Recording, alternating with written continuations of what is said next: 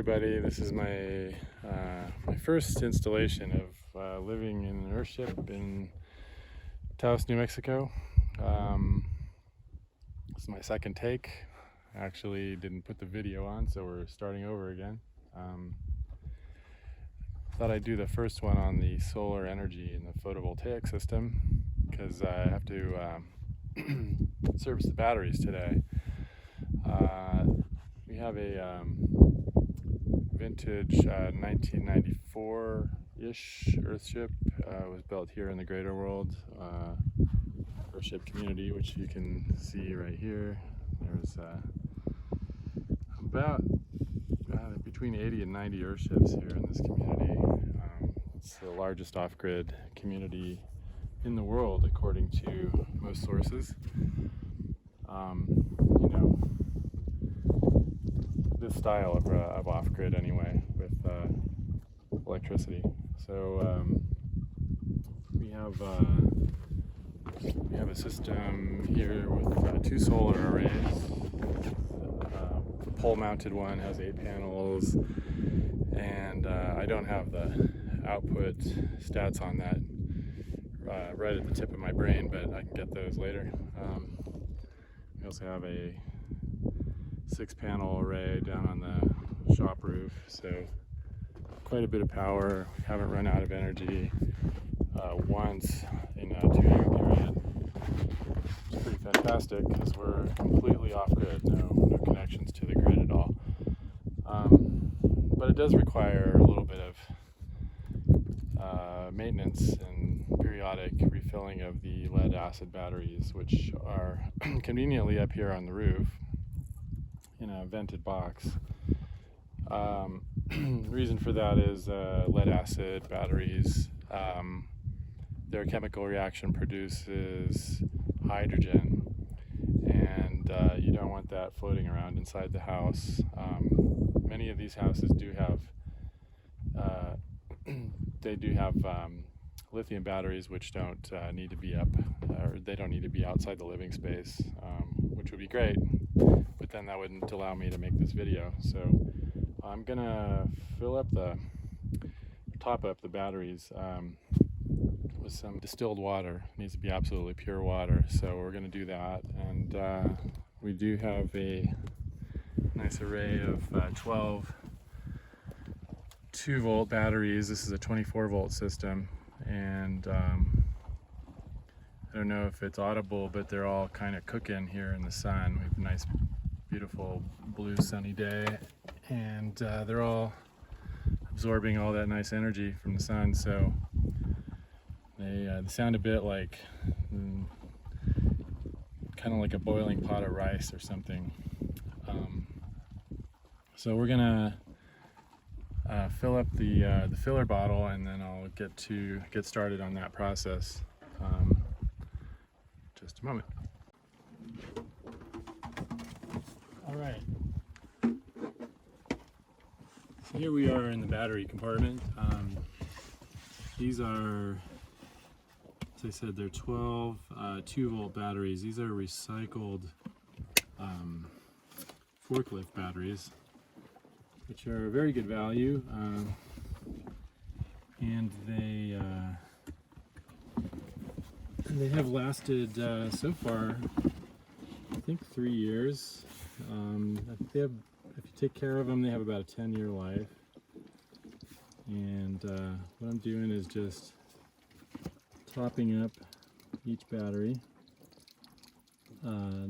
So keeping the battery plates covered in water is really important, because if they dry out, it vastly shortens the life of the battery, and we want to make them last as long as possible, of course. Batteries can run anywhere from about $2,000 or so to $20,000 a set for the whole house, and well, we just we're not that interested in buying new batteries, but eventually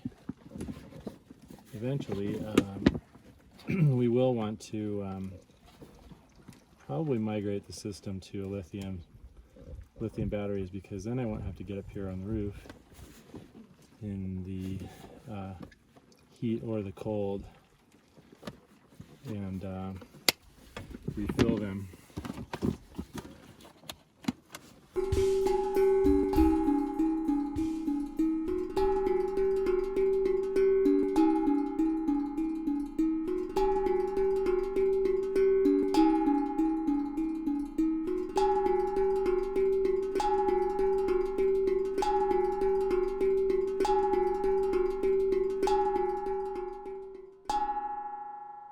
Okay, now that that process is done, I can relax for maybe, I don't know, we've had some unseasonably warm and sunny weather this November, so it's incredibly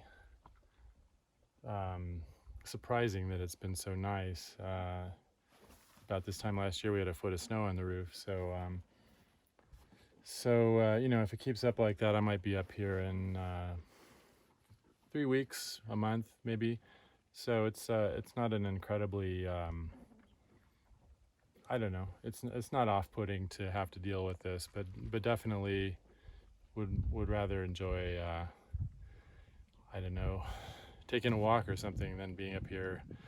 But I will tell you this much, not a single dime has been spent on electricity since I moved here 2 years ago, so that's a pretty good trade-off.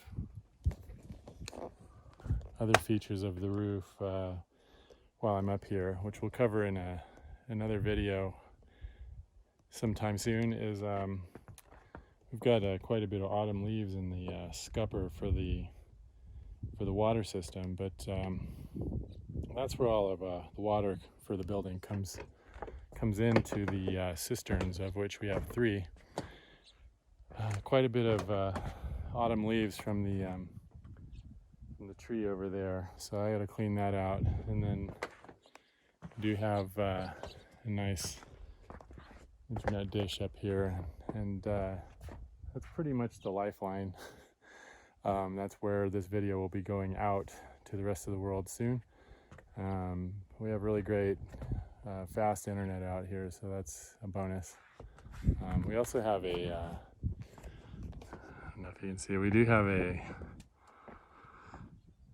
wind turbine, which at present does not function, but that did supplement the power requirements for the house for quite a while.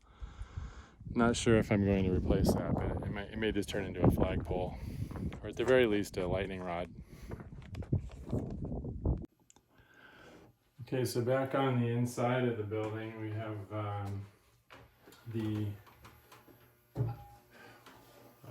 the earliest versions of the POM, or power organizing module. The sun is really blasting on this, so I'm not sure how well it's going to come out, but we'll take a peek at it here. Basically, this is where all the power comes in, and what we are looking at here is basically charge controllers. This one is for the little array on the shop roof, and then this Outback Controller is for the big pole array. That one is actually quite a bit better quality than this one, but they're both doing a great job of supplying us with energy from the battery, or sorry, from the arrays. These basically control how much energy is going into the battery, or if it is going to get sloughed off as extra power, which might be interesting to note that we actually use about half of the power that comes in. The rest of it, if on a sunny day like this, we're just throwing away power left and right. So I think it would be wonderful to actually have a way of like storing that energy somewhere, maybe in a mobile battery bank that can go somewhere else where there isn't as much sun, or it goes to like a building site where they can run the tools off of the stored energy from these panels. But basically we use about half of it, and I'll show you a chart in a moment. But right now this controller is absorbing. I don't know if that's visible, but this one is showing us that the batteries are taking energy from the panels now, and specifically 73.74 volts in and 29.6 volts out. So that's our current voltage to the house is 29 volts. It's a 24 volt system, but typically on a day like this, we're going almost up to 30 volts. This is our inverter. This is a Trace Engineering inverter. Probably it's about 20 years old. Not much to say about it. It turns DC power from the batteries and the arrays into AC power, which we can use with most of our appliances, washing machine, dryer, that sort of thing. This is basically the power center, which is a convergence of all the energy from the panels and the batteries, and basically distributes it out to the two circuits, which we have 24 volt. This is all the lights. Pretty much the lights and the pumps are all DC. So this is a 24 volt DC panel. Water pumps, refrigerator, most of the lights. Those circuits are all DC. This is our 120 volt AC panel. That's all going to be plugs, appliances, anything that's AC is coming out of that. And then, of course, the inverter is providing that AC power. So it's pretty tight. This is actually an older version, as I said, of the power organizing module.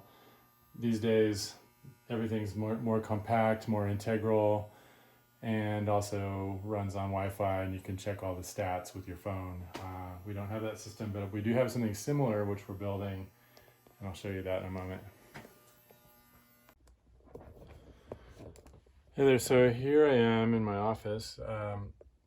This is about 6 feet underground, where it's nice and cool in the summertime, I'll have to tell you. They don't build airships underground much anymore, but this is as a 90 early 90s airship. It was pretty common, and so this is an unusual one for that era. It's a split level airship, and so I'm about 6 feet underground at the moment. And I have logged into the system, which we're building for displaying the performance of the photovoltaic systems. I've pulled up last year's. Let's see if we could go. Let's go a year backwards. So it is November 6th. And this is last year, since November 6th isn't loaded in the server yet. But you can see here that we're pretty much the same weather, it looks like. But what this is showing is basically the amps and the voltage for the photovoltaic system. And as I mentioned earlier, see this blue line here is the sun path, and so when the sun kind of is at straight up noon, we've actually hit this plateau, which we call float. And when we hit float, that's pretty much the maximum power that the batteries can absorb. And there's a couple of dips here where there's actually maybe clouds or less energy coming in. Maybe the charge controller throttled it or something, but basically we're almost at 30 volts there, and then bam, we hit this plateau, and then we drop down. Also, the sun's going down here too, so This is very common on a sunny day to see this sort of Frankenstein head here, and then it drops down as the sun path, as the sun is going down, less power in, of course. But as you notice, our baseline here is about almost 25 volts. And what's interesting to note here is these little notches. We're thinking that that's probably when the refrigerator kicks on for 40 minutes or so, every couple hours. So we see these little notches pretty often in the middle of the night. But yeah, our amps basically, they drop off right here at the top of the Frankenstein curve. And the reason for that is basically that that's all the energy the batteries are going to take. So their amperage drops to basically the baseline. And then at night it goes below that. So we have a pretty good looking system here, and this is what we've been working on. Basically, minute by minute, we take a reading and we know how our system's performing. So this is a year ago, almost 25 volts at dusk, and nearly 25 at dawn as well. So we're in good shape, and we expect the batteries to last about another 4 or 5 years if we take care of them. Got to keep putting the water in, and we'll see how we do.